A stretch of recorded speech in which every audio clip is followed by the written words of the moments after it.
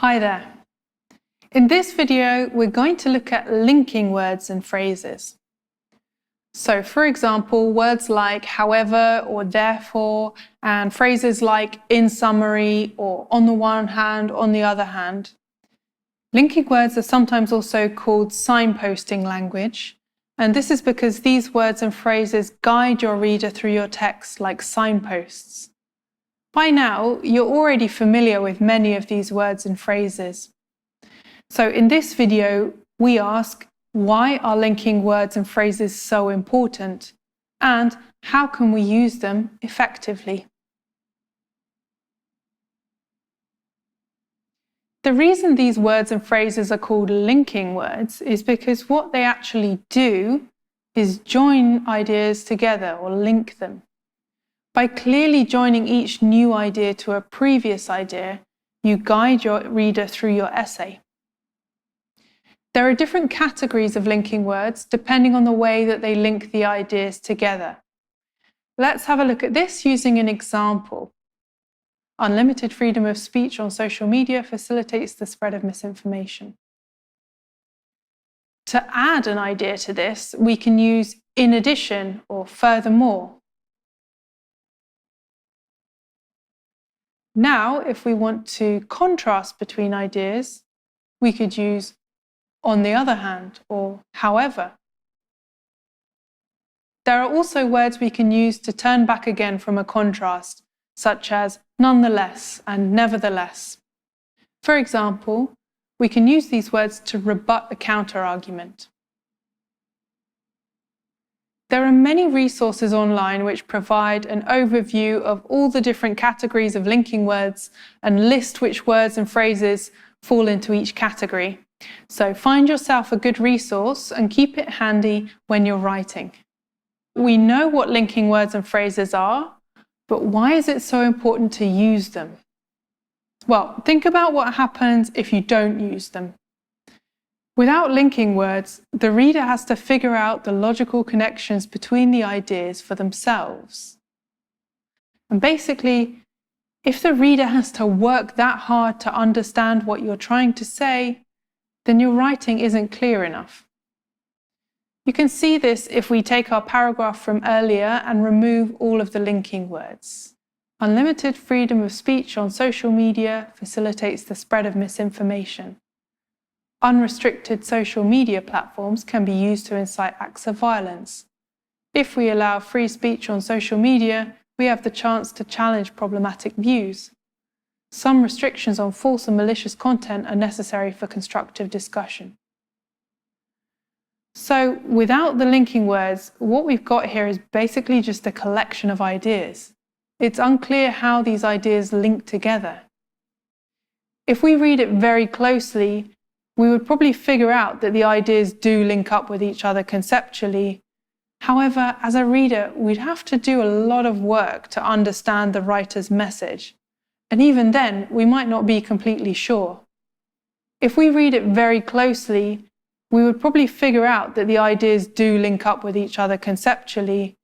However, as a reader, we'd have to do a lot of work to understand the writer's message. And even then, we might not be completely sure. Now look at the same paragraph again with the linking words put back in. Unlimited freedom of speech on social media facilitates the spread of misinformation. In addition, unrestricted social media platforms can be used to incite acts of violence.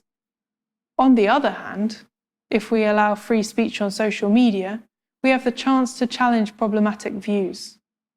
Nonetheless, some restrictions on false and malicious content are necessary for constructive discussion.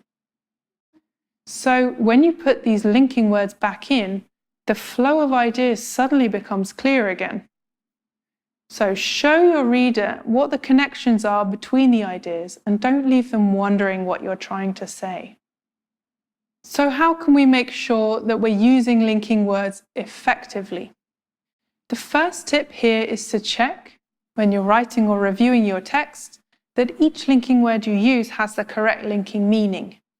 This is because although words in one category have similar meanings, they're not always completely interchangeable. For example, take the words furthermore and moreover. Both of these words serve to add another idea to the one before, but while furthermore simply adds another idea, moreover adds another idea that is more important than the one before.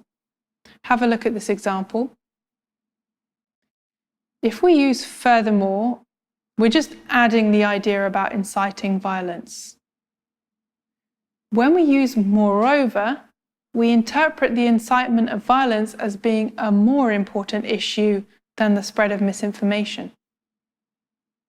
Secondly, you want to make sure you use each linking word or phrase with the correct style and grammar. Let's look at a couple of examples. But and however are both words that express contrast, but they're not fully interchangeable. While however can be used to start a sentence, but should never be used to start a sentence in academic writing. And here's another example. The words however and although are both used for contrasting two ideas, but they work differently in terms of sentence structure. However is used to add the second idea in a new sentence, as shown here. If we wanted to use although, we would need to add it before the first idea and have both ideas in the same sentence. Now, these are just a couple of examples to make you aware of issues in terms of meaning, style, and grammar. If you're unsure of how to use a word correctly, what you can do is find some good example sentences. Find a reliable resource, such as the online version of a reputable dictionary. For example, the online version of the Oxford English Dictionary offers example sentences along with every word definition. So far, we've been looking at examples of using linking words or signposting language to connect two sentences together. But signposting language and linking words can also be used to join ideas over a longer distance in your writing, not just one sentence to the next. Bear in mind, however, that when you link ideas across a longer distance, it's not always enough to just use a single linking word. You often need to adapt your signposting a little bit to make sure that the reader makes the correct connection. To do this, you can provide a little summary phrase or recap that helps the reader to make the connection. To illustrate, remember this contrast from earlier. What if we want to make this contrast over a longer distance? For example, perhaps we first want to elaborate on how problematic views can be challenged before we turn to the limitations that are needed to make the debate constructive. To signal this structure effectively, we need to do a bit more work to make sure the reader will definitely draw the correct contrast. To do this, we remind the reader of the first idea by adding a little recap phrase when we bring it up again. Now, if the idea you want to link to is even further back, for example, several pages earlier, then try using a phrase like as discussed earlier or as mentioned above when you introduce the recap of the earlier discussion. So, in summary then, linking words and signposting language are there to guide the reader through the text by indicating how the ideas link together.